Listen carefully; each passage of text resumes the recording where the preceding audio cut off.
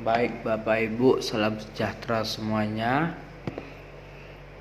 Di sini saya akan berbagi sedikit pengalaman saya dalam menggunakan Google Form.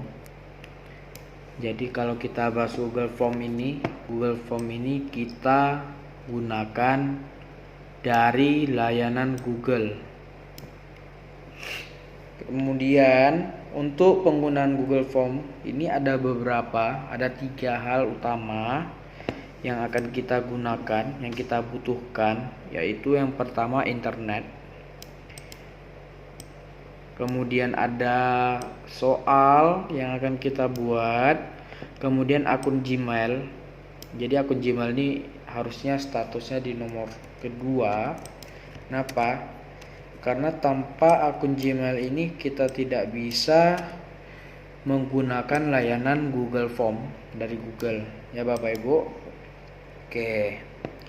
Kemudian untuk menggunakan Google Form sendiri, kita gunakan aplikasi browser. Salah satu contoh aplikasi browser ini adalah Mozilla Firefox, atau bisa juga menggunakan Google Chrome jika Bapak Ibu ada. Jadi itu opsional untuk Bapak Ibu semua. Kemudian bagaimana cara untuk masuk ke dalam Google Form, ya. Jadi langkah yang pertama, kita buka dulu google.com. Seperti yang tadi saya katakan bahwa yang namanya Google Form ini layanan dari Google. Kemudian Bapak Ibu perhatikan di sini ada menu. Ketika di dalam menu mesin pencari Google, coba Bapak Ibu perhatikan, apakah email Bapak Ibu masih tertaut ke dalam SMP Dharma Loka? Jika masih tertaut, silakan Bapak Ibu keluar terlebih dahulu atau pindah ke akun yang lain. Contoh, di sini saya punya akun email langsung yang sudah login. Saya klik sekali. Tujuannya untuk apa? Agar email yang kita buat untuk SMP Dharma Loka ini tidak kebanyakan file-file soal untuk anak. Ini kita khususkan untuk blogger saja. Kemudian jika sudah seperti ini, Bapak Ibu perhatikan di samping akun kita, di sini ada yang namanya aplikasi Google, layanan Google-nya. Kita klik sekali, kemudian kita scroll. Jadi di sini letak scrollnya, kita klik, tahan, tarik ke bawah. Kemudian Bapak Ibu perhatikan di dalam dari aplikasi Google ada yang namanya Google Dokumen. Kita klik dokumennya, klik sekali. Nah, nanti dia akan memindahkan kita ke dalam menu Doc Google. Jadi di sini kita dimasukkan ke dalam Google Dokumen, ya Bapak Ibu. Kemudian kita pindahkan saja, kita mau menggunakan layanan formulir. Caranya seperti apa? Kita klik menu utama, di samping logo Google Dokumen, klik menu utama, klik formulir. Jika sudah, Bapak Ibu perhatikan, ketika Bapak Ibu masuk ke dalam formulir, begitu juga dengan dokumen atau yang lainnya, di sini ada yang namanya formulir terbaru. Jadi di bawah inilah formulir-formulir yang sebelumnya dikerjakan. Dan yang paling kiri pojok atas ini adalah formulir yang paling terbaru. Sisanya dia mengurutkan sesuai tanggal. Nah, hasil yang Bapak Ibu kerjakan nanti akan ditampilkan di dalam sini, ya Bapak Ibu. Kemudian kita tekan saja pada memulai formulir baru, kita tekan pada formulir yang kosong, klik plusnya. Nah, nanti Bapak Ibu akan diarahkan ke dalam formulir yang baru, yang belum ada apa-apa. Kemudian Bapak Ibu perhatikan, di sini ada yang namanya formulir tanpa judul. Jadi di sini judul kita, judul yang mau kita gunakan. Jadi format yang kita buat itu nanti maunya seperti ini Bapak Ibu. Coba Bapak Ibu lihat dulu. Kita klik yang ini, kemudian kita tekan pratinjau untuk melihat hasilnya.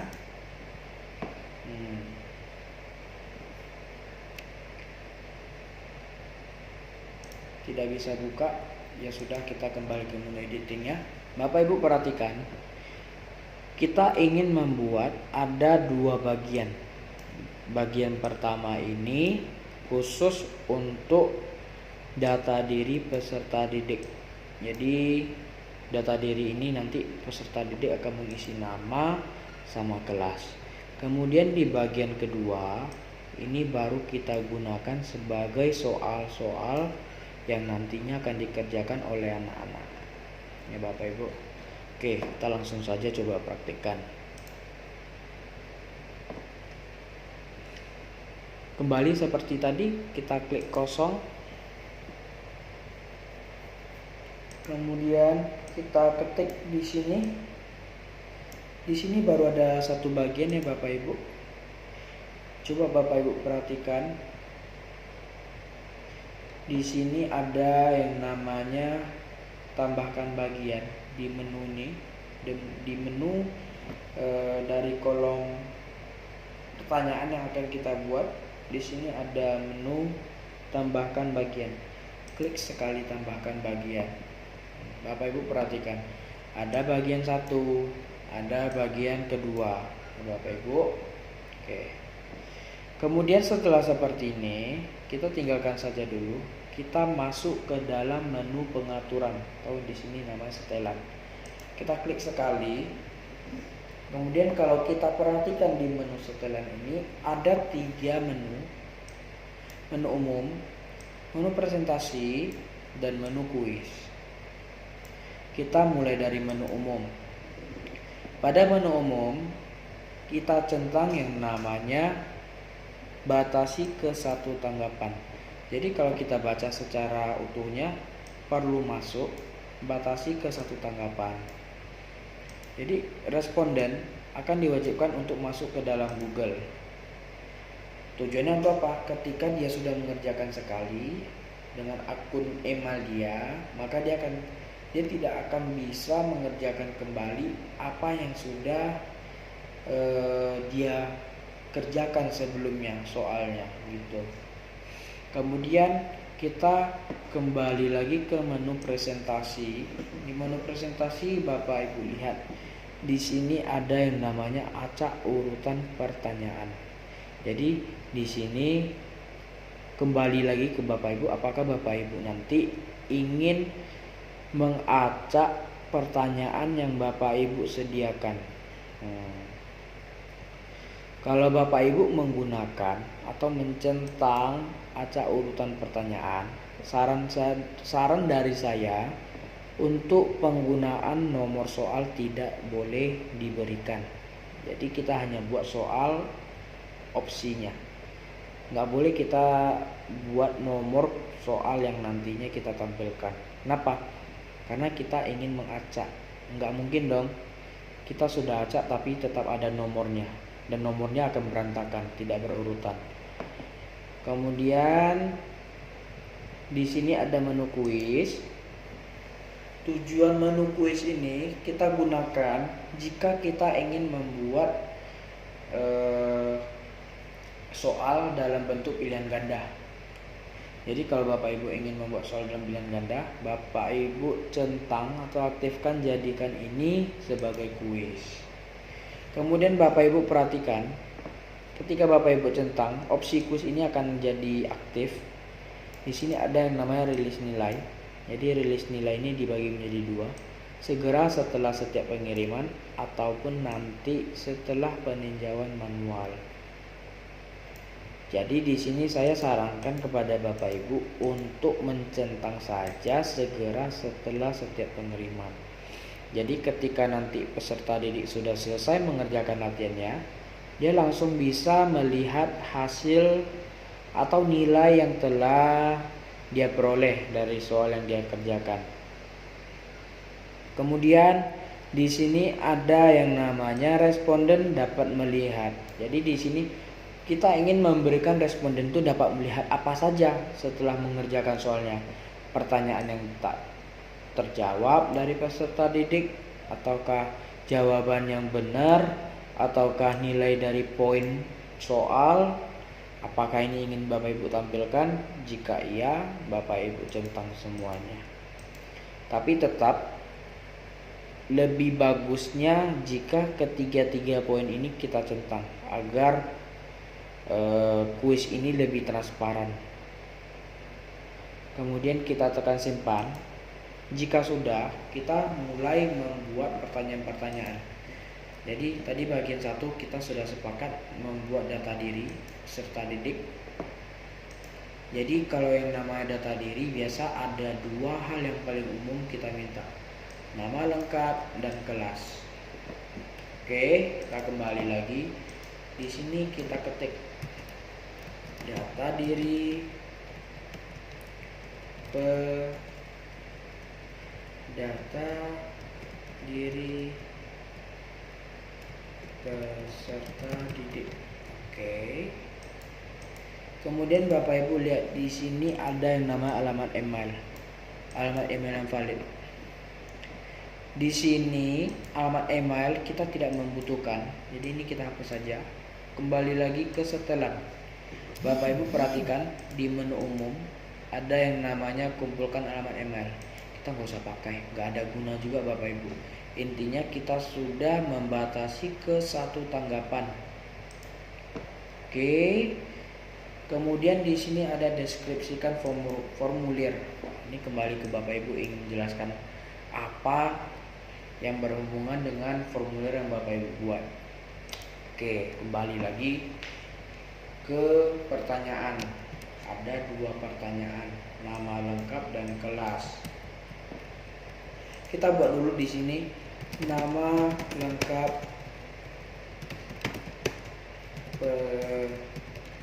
peserta didik. Untuk nama peserta didik tentu nggak mungkin kita beri pilihan ganda. Jadi Bapak Ibu lihat di sini ada kolom menu. Di sini Bapak Ibu bisa pilih. Bapak Ibu ingin membuat jawaban singkat, paragraf, maksudnya gitu. Kalau jawaban singkat ini, jawaban singkat biasa kita gunakan untuk nama. Kalau paragraf ini kita gunakan untuk membuat soal dalam bentuk esai. Jadi anak menjawabnya kan dalam jumlah paragraf, penggunaan paragraf nantinya. Jika ingin membuat pilihan ganda ya Bapak Ibu centang pilihan ganda, ataupun kotak centang, ataupun drop down, ataupun yang lain-lain ya Bapak Ibu. Oke. Ini kita pilih jawaban singkat. Jadi nanti peserta didik mengisi di sini teks jawaban singkat. Kemudian Bapak Ibu perhatikan. Di sini ada yang namanya wajib diisi. Maksudnya seperti apa? Wajib diisi ini jika kita aktifkan, maka peserta didik harus dan wajib mengisi nama lengkap dia. Kalau dia tidak isi ya nanti dia tidak akan bisa mengirim hasil yang dia kerjakan. Jika sudah, kita tekan tambah pertanyaan. Kita klik sekali. Nanti dia akan turun ke bawah. Kemudian di sini kita buat kelas. Untuk kelas saya tidak merekomendasikan Bapak Ibu menggunakan jawaban singkat. Tujuannya apa? Kenapa? Alasannya karena peserta didik bisa saja dia menjawabnya seperti ini. Kelas misalnya kelas 9A atau 9A atau 9A besar ataupun 9 dalam bentuk huruf. Nah, jadi kita ingin peserta didik itu satu suara semua. Satu suara maksudnya ya kalau dia menggunakan angka, huruf-huruf ya. Jadi kita buat kelas. Kemudian jadikan pilihan ganda saja. Pilihan ganda. Untuk opsi 1 kita ketik 9A kah dia, atau 9B kah dia, atau 9C kah dia, atau 9D, atau 9E. Jika sudah, tetap kita centang yang namanya wajib diisi. Jika sudah seperti ini, bagian pertama sudah selesai. Coba kita pratinjau. Jadi pratinjau ini kita gunakan untuk apa? Untuk melihat formulir yang kita buat dalam hal atau dalam tampilan yang belum jadi, yang belum selesai, masih sementara. Ketika kita klik nanti muncul di menu tab baru, kita lihat bagian pertama sudah selesai. Data peserta didik kelas 9A atau 9B atau 9C. Kemudian nama lengkap. Oke. Kita kembali lagi ke menu edit, close saja. Tinggalkan laman. Oke, kita kembali ke bagian 2. Kita lihat menunya masih di bagian pertama. Jadi gimana mau tambahkan menu pertanyaan yang di bagian kedua? Kita klik dulu di area di sini bagian kedua, klik sekali. Nanti menunya akan turun. Jika sudah, kita buat di sini apa judulnya? Misalkan latihan kelas 9. Kemudian kita tambahkan pertanyaan. Jadi di sini kita masukkan soal yang mau kita buat Bapak Ibu, ya. Bapak Ibu nggak harus repot menulis, misalkan yang termasuk dalam aplikasi Microsoft Office, misalnya opsi satunya apa, opsi 2-nya apa, opsi 3-nya apa, opsi 4-nya apa. Bapak Ibu nggak perlu repot seperti ini. Jika punya Bapak Ibu soalnya dalam bentuk teks saja, contoh teks maksudnya seperti ini, kita tinggal copy saja, copy soalnya, kemudian paste di kolom soal, angka kita hapus, kemudian kita blok juga pilihan gandanya, Ctrl C dan letakkan di opsi pertama. Jadi Bapak Ibu perhatikan, Bapak Ibu copy ada 4 kolom. Jadi di sini di kolom pertama Bapak Ibu klik kanan, ini blok dulu biar terhapus nantinya. Klik kanan, tekan tempel. Nah, jadi dia akan berbentuk seperti ini. Otomatis dia Bapak Ibu. Jadi Bapak Ibu nggak terlalu dibuat repot untuk mengetik pilihan gandanya. Jika sudah, kita ingin semua pertanyaan wajib diisi, wajib. Jadi jika soal pertama udah, kita kembali ke soal kedua lagi. Coba ya Bapak Ibu kita buat 5 soal. Kita coba buat 5 soal.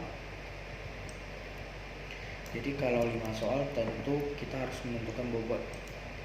Bobotnya ada berapa, berarti kalau 5 soal berarti ada 20 bobot per soalnya. Jangan lupa tentang wajib diisinya. Masukin kembali, kemudian kita masukin kembali pilihan gandanya, wajib. Jika kita ada salah klik di bagian wajib isi, nanti dia akan muncul seperti ini. Dan kita nggak bisa scroll. Apa yang harus kita lakukan? Kita coba tekan area yang kosong, klik sekali.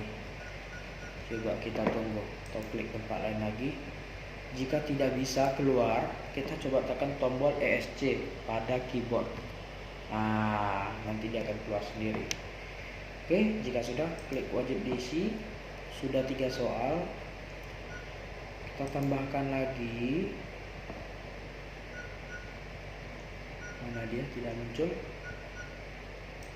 Kita klik tambah soal. Oke. Kemudian kita buat nomor 4. Kita copy. Jadi untuk cara menyalinnya, kalau Bapak Ibu masih bingung, blok, klik kanan, copy. Kemudian kita klik kanan, paste, dalam bahasa Inggris paste tulisannya, atau kita tekan di sini tempel.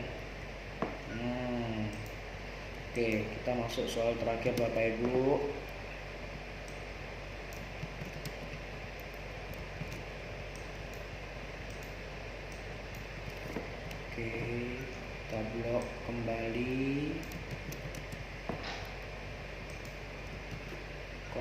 untuk mempaste wajib diisi. Oke, jika sudah siap Bapak Ibu perhatikan, di sini sudah ada 1, 2, 3, 4, 5. Kita perhatikan di bawah pratinjau, di sini ada poin total masih 0. Jadi kita harus menentukan bobot dari soal.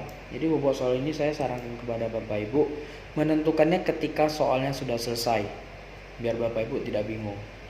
Dan ini harus sangat teliti Bapak Ibu, karena kesalahan satu penentuan bobot atau kunci jawaban akan merugikan anak.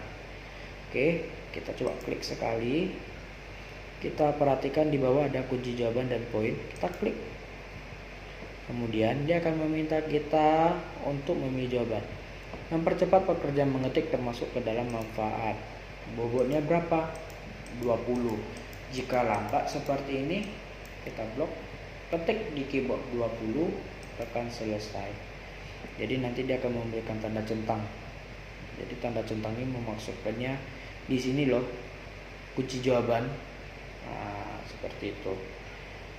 Coba kita perhatikan, di sini sudah bertambah 20. Oke, kita lanjutkan saja agar tidak membuang waktu. Keyboard mudah rusak termasuk ke dalam kerugian. Selesai. Posisi duduk yang baik dan benar saat mengetik. Punggung santai tapi tidak membungkuk. Kita tekan kunci jawaban, tekan punggung santai tapi tidak membungkuk, ketik jumlah bobot. Jangan lupa Bapak Ibu tekan selesai, kalau enggak nanti dia tidak akan tersave hasilnya. Bahu horizontal sejajar dengan lantai. Posisi duduk yang baik dan benar saat mengetik. 20 selesai. Kemudian typing adalah mengetik 10 jari dengan benar dan tepat. 20 selesai. Nah, jika sudah selesai Bapak Ibu, jika sudah selesai seperti ini, coba kita tekan yang namanya menu kirim. Nah, tapi sebelum ini coba kita perhatikan Bapak Ibu. Di sini sudah ada nama formulirnya, data diri peserta didik. Tapi di sini masih formulir tanpa judul. Jadi cara merubahnya gimana? Apakah kita harus mengetik lagi? Untuk judul yang ada di sini tidak perlu. Kita cukup menekan sekali di tulisan formulir tanpa judul. Nanti otomatis akan terrefresh dan mengambil tulisan yang ada pada judul formulir. Coba kita klik. Langsung berubah. Jika sudah seperti ini, Bapak Ibu tidak ingin terlebih dahulu memposting, Bapak Ibu tekan yang namanya di sini beranda formulir.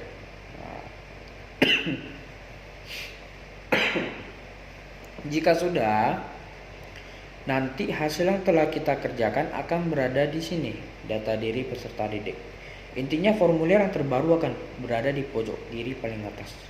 Oke, kita lanjutkan. Kita buka kembali. Kita sudah selesai mengerjakan. Kita ingin mengirim kepada anak. Bagaimana caranya? Di sini ada yang namanya menu kirim. Nah, kita klik menu kirim. Perhatikan, di sini ada opsi kirim melalui.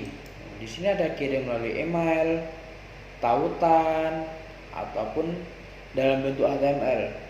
Jadi kita tidak menggunakan email, kita pindah ke dalam tautan.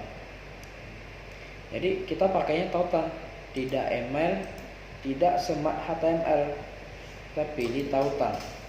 Kemudian Bapak Ibu lihat di sini alamat tautan kita itu sangat panjang ya Bapak Ibu. Kita cukup centang yang namanya perpendek URL. Nah, jadi dia akan jadi pendek seperti ini. Di sini langsung muncul perintah tadi. Tekan Ctrl C untuk menyalin. Atau kita tekan langsung di sini salin. Atau klik kanan salin. Jika sudah, alamat ini tinggal Bapak Ibu kirimkan kepada anak-anak. Anak-anak sudah bisa mengerjakan. Oke, kita coba close.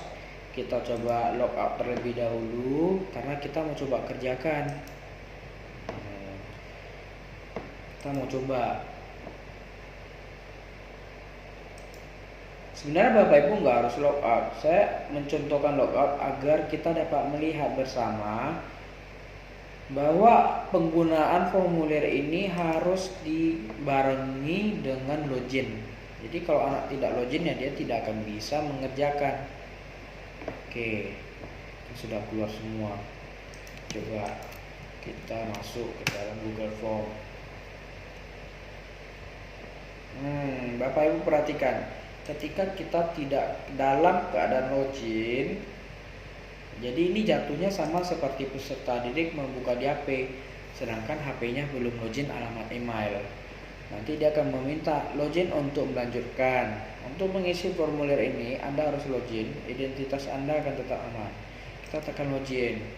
Nanti dia akan minta pilih akun yang mau digunakan, misalnya Rudianto. Kita ketik email, masukin kata sandi, tekan berikutnya.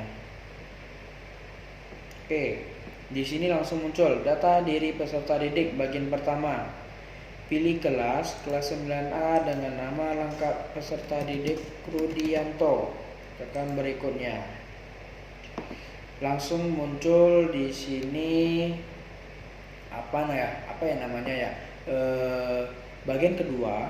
bagian kedua dari pengerjaan soal.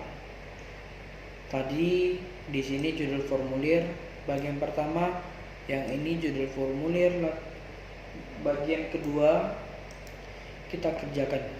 Keyboard mudah rusak termasuk ke dalam, kemudian typing.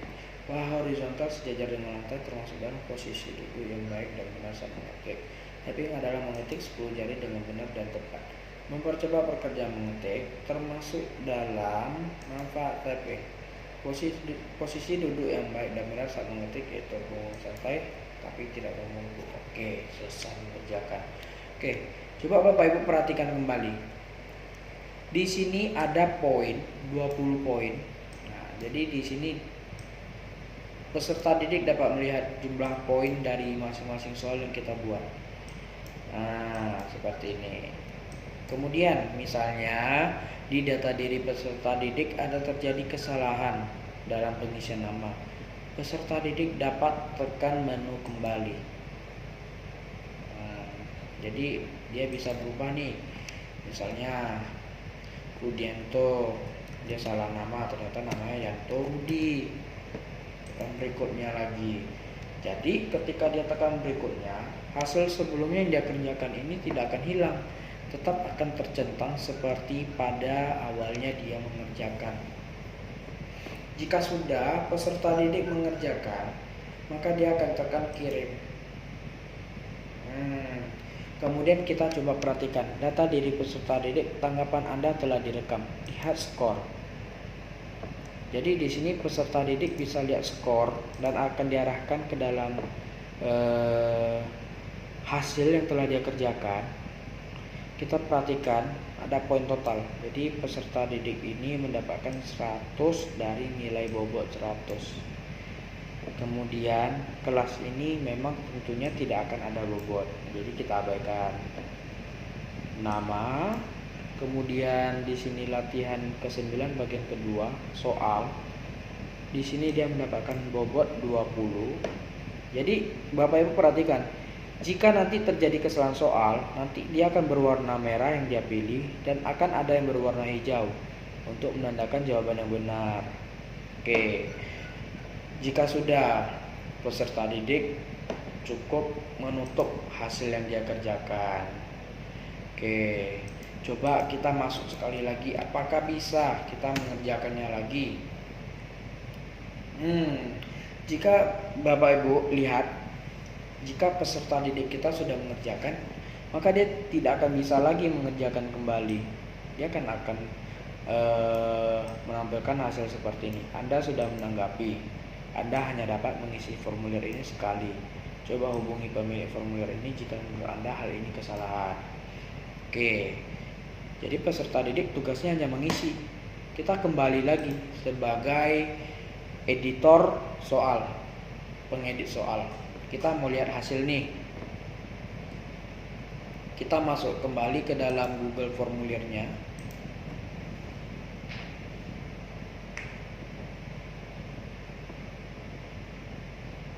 Kemudian kita lihat di sini ada data diri peserta didik yang tadi kita buat, kita buka lagi. Langsung kita perhatikan di bagian samping pertanyaan. Di pertanyaan, di sampingnya ada respon, langsung muncul angka 1. Nah, jadi ada 30 anak mengerjakan, ada angka 30 respon di sini. Kita coba klik. Kita bisa lihat di 3 menu ringkasan, pertanyaan, individual. Kita lihat perbedaannya. Ringkasan, di sini kita bisa melihat wawasan. Wawasan dari sini tingkat respondennya 1 orang. Kemudian kita bisa lihat tanggapannya berdasarkan nama lengkap, berdasarkan kelas, berdasarkan soal. Nah, ini soal pertama, soal kedua, soal ketiga, sampai seterusnya. Kemudian kita bisa melihat berdasarkan pertanyaan. Misalnya kita mulai pertanyaan soalnya, mempercepat pekerjaan mengetik. Nah, inilah dia hasilnya. Kemudian di sini ada individual. Individual ini maksudnya kita menampilkan hasilnya per 1 responden, 1 peserta didik tepatnya. Oke, kemudian jika sudah, Bapak Ibu perhatikan di sini ada 2 opsi, cetak tanggapan atau hapus. Jadi saya sarankan sih jangan menghapus. Kita coba cetak tanggapan. Jadi Bapak Ibu bisa mencetak hasil pengerjaan anak. Nah, yang bulat ini berarti yang dia pilih. Kemudian kalau dia salah, maka ini poinnya akan jadi 0. Kemudian Bapak Ibu tinggal pilih printer yang Bapak Ibu gunakan apa. Atau Bapak Ibu ingin menampilkan nilai dari 30 responden nantinya. Misalnya ada 30 anak. Beda. Bapak Ibu perhatikan, di sini ada menu. Kita klik menu ini, kita tekan download tanggapan CSV. Jadi download tanggapan ini kita download nanti hasilnya dalam bentuk Excel. Hanya ketika selesai mendownload, di sini akan ditampilkan dalam bentuk file WinRAR zip. Ini dalam bentuk file yang sudah dikompres. Kita klik saja, klik kanan, klik extract here. Kita ekstrak dia keluar filenya. Kita keluarkan filenya dari kompres, file yang dikompres. Nah, inilah dia hasilnya Bapak Ibu. Coba kita klik 2 kali.